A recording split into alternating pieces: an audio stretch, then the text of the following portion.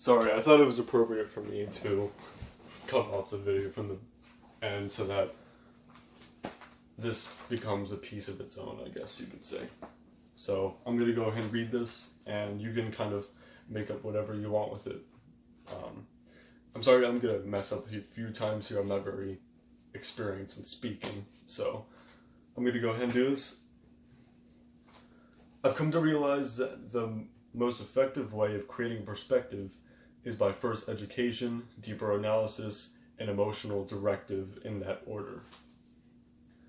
And as all things should become there must be a duality, a balance and dynamic and extended understanding and complete openness to the subjective.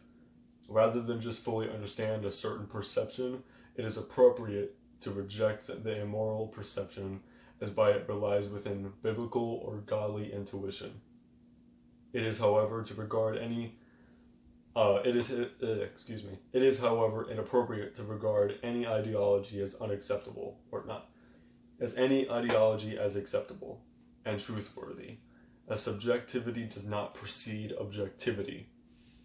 And by all other ends, if the emotion derived is anything besides humanistically peaceful, psychologically understanding, and individualistically concerned of mentally created adoptive thoughts in the context of love.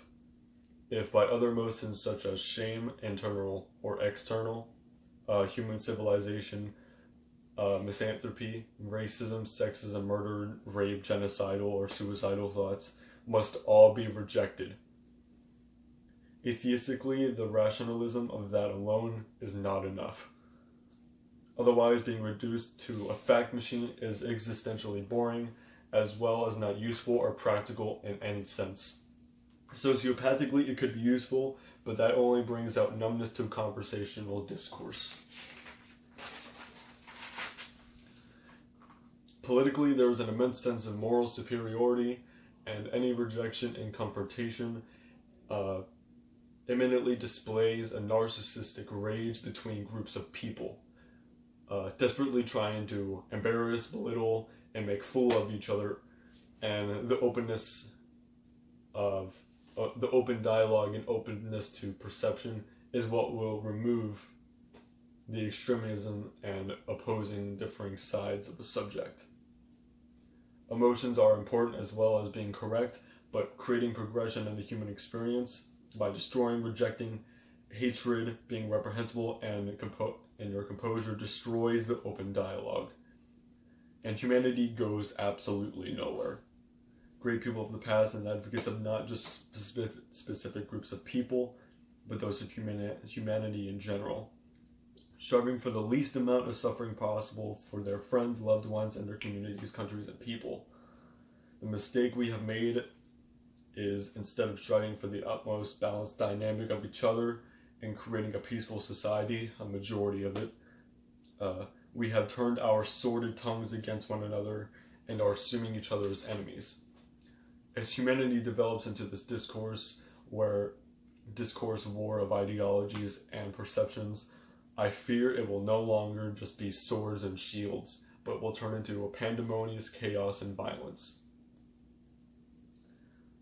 I may seem young and naive, but rest assured, this chaotic dynamic of defense and attack on one another will be our undoing as a society.